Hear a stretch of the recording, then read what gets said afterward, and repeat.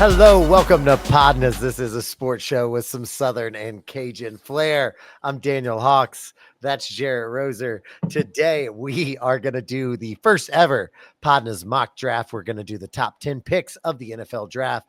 Jarrett, how you doing? I pointed the wrong way. We're a little goofy. We're a little silly. I kind of love it.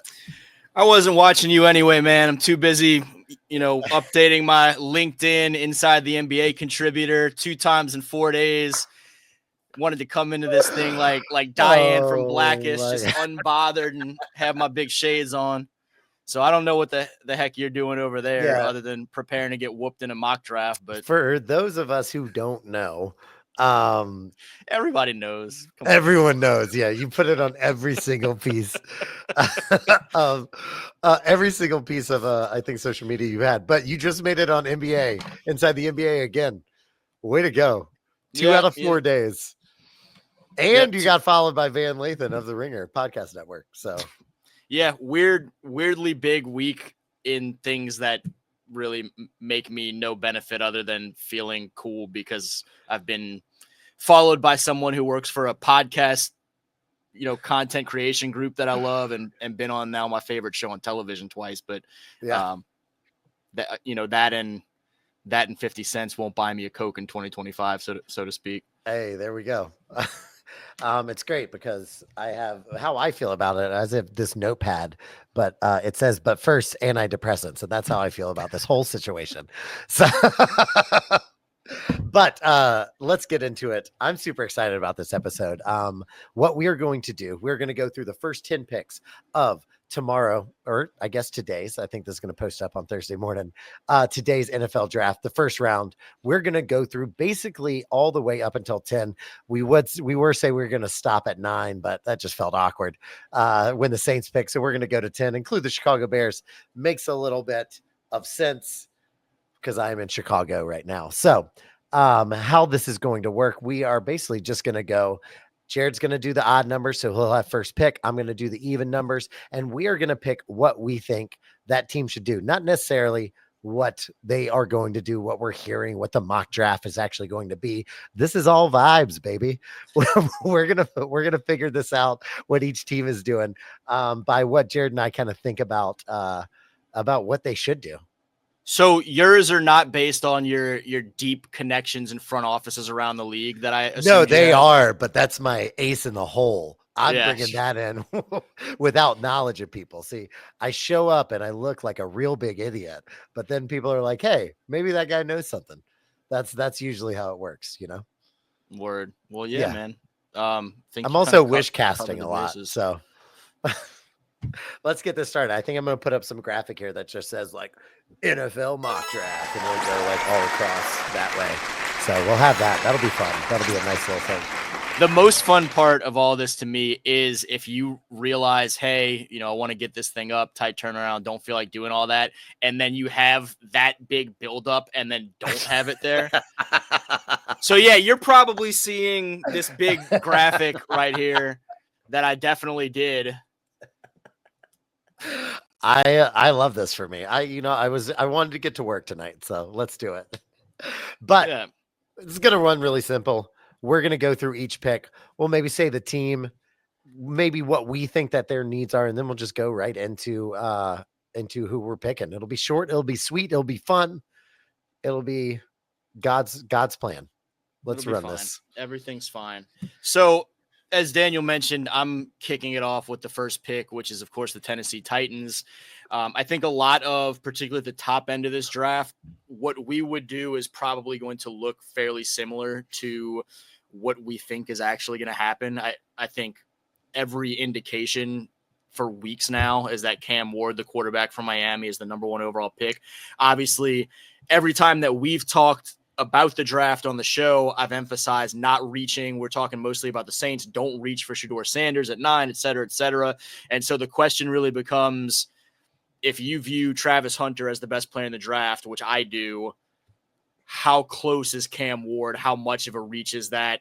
And I think for a team like Tennessee that does still really need everything, ultimately Cam is farther enough up my board hypothetically than a Shador or a Jackson, that you go ahead and make the quarterback move and feel all right about it. I think Cam is probably a top 5 to 10 prospect in the draft at the most important position on the field. And so go ahead and rock and roll with Cam Ward at number 1 overall, which again, I think is what happens ultimately Thursday night as well.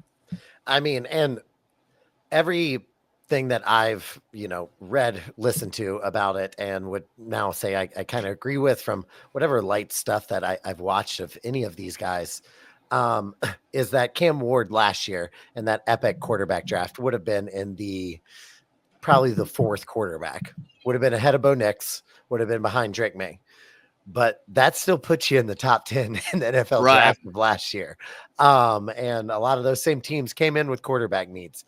Will Levis was a travesty, is a fun travesty, but that Mayo 11 man does not know how to take care of the ball. It's like watching reverse Patrick Mahomes. It's really what it's like. I would not have needed to see a second of footage on him other than Mayo based footage to realize he was not the quarterback of my team. And yet here the Tennessee Titans are. Yeah, they tried it. And you know what? I tried it too in fantasy football in Dynasty.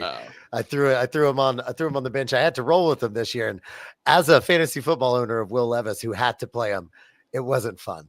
So let me just say that right now. So we got Jared's first pick up there. It's going to be Cam Ward, quarterback out of Miami. Next up is going to be the Cleveland Browns. Again, another team that needs a lot of everything. Quarterback, wide receiver, running back, offensive line, linebacker, defensive back. Even they could use some help for Myles Garrett, who they just gave a boatload of money to. Because of that fact, and I think really building from the interior out is the way to go. I'm going to go with Abdul Carter.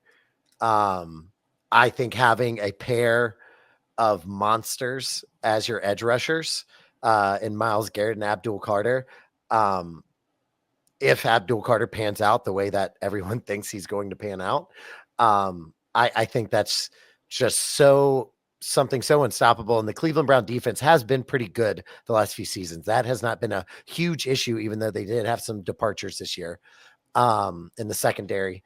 I think addressing that pass rush up front is probably the way that I would go. It would be the way that I want to build it. And I'm going to go with Abdul Carter there. I think Thursday night, that pick ends up being Travis Hunter, but I respect really, as we get to the Giants at number 3, I had written Cam Ward, Travis Hunter, Abdul Carter as essentially the 3 guys. And for the Giants at number 3, whoever was not taken of those guys you feel comfortable with, that kind of becomes the top tier of the draft. And so your thought process on going Abdul Carter and working from the trenches out is something that I agree with very much and view as, smart football ultimately. And if you think that those players are close, if you think that Abdul Carter, like some folks have kind of compared him as he has a chance to be Micah Parsons, that's a pretty worthwhile second. Think about Micah overall. Parsons and Myles Garrett on the same D line together. Like, that is just horrific if I'm any quarterback in the league, no matter what the name is.